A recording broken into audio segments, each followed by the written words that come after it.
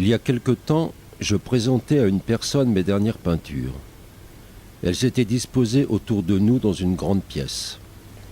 Après les avoir étudiées et fait part de ses premières impressions, de son analyse de l'évolution de ma peinture, cette personne me dit que pour elle, ces peintures ne lui semblaient pas tourner vers le monde, le spectateur.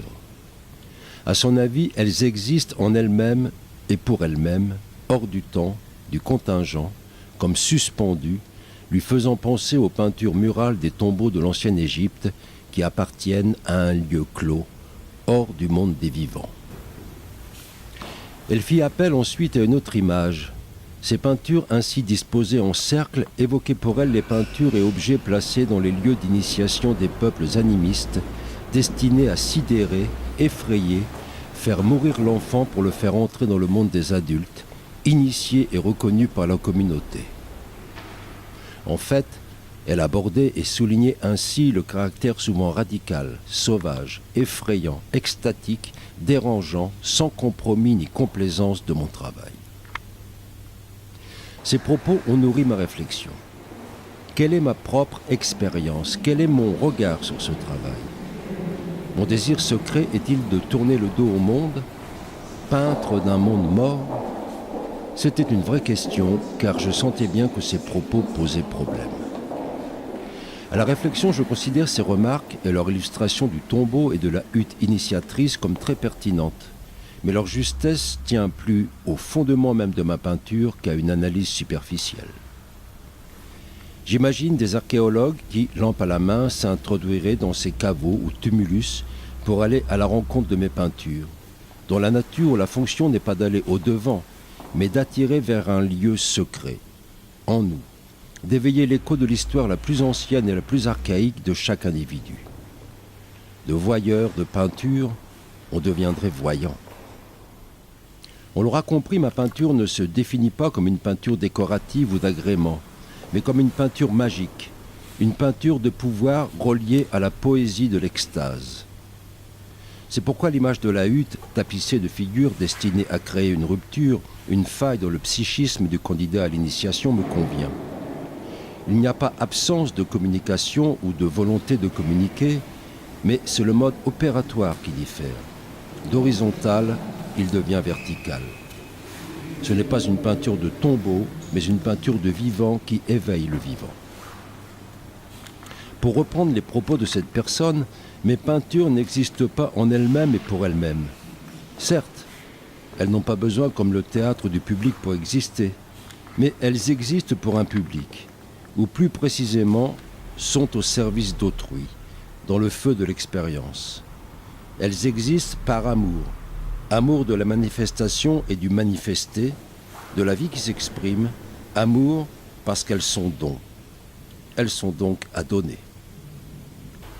Mais leur définition extrême, radicale, peut créer un malaise. Signes tronqués, comme suspendus, hors du convenu, lancés dans un espace qui est le lieu véritable d'une musique libre et rigoureuse. Écriture paradoxale, partition musicale qui ne me supporte pas l'imprécision. Atonale mais très écrite. Le spectateur peut se croire exclu. Il peut ressentir la peinture comme imposée ou plaquée sur lui par sa propre force, et donc ne pas se sentir concerné. Il est vrai qu'elle est difficile d'accès. Mais après quelque temps, il peut, à son contact, ressentir une connexion, une montée en lui de quelque chose lié à l'inconscient, parfois confortable et qui conduit à une ouverture, un épanouissement, une grâce, mais parfois inconfortable et qui conduit au contraire à des conflits, des questionnements, des peurs. Il peut alors pousser plus loin l'expérience et en se laissant pénétrer par l'œuvre, être conduit à une profondeur plus grande encore, et au-delà du paradoxe, du conflit, atteindre à la joie, à la connaissance de soi, à la paix. Pour reprendre l'image du tombeau, le réveil ou l'éveil prend du temps. À la première lecture de mes peintures, on ne voit rien, ou plutôt on assiste à un éparpillement de signes, à une atomisation, une déstructuration de la surface peinte. Il est nécessaire d'apprivoiser la peinture, ou plutôt inversement de se laisser apprivoiser, pénétrer sans jugement aux réactivités trop immédiates par la syntaxe encore incohérente des signes. Souvent, de longues minutes sont, pour cette raison aussi, nécessaires pour s'approprier l'œuvre, pour réorganiser et reconstruire ce qui n'était en apparence que peinture éclatée, pour relier les signes et en manifester l'unité. L'organisation interne qui donne cette unité, sa force et sa cohésion à la toile peinte n'apparaît que peu à peu comme le regard qui, dans certaines situations, doit prendre le temps de l'accommodation. L'action de peindre n'entraîne pas forcément vers une pure extériorité.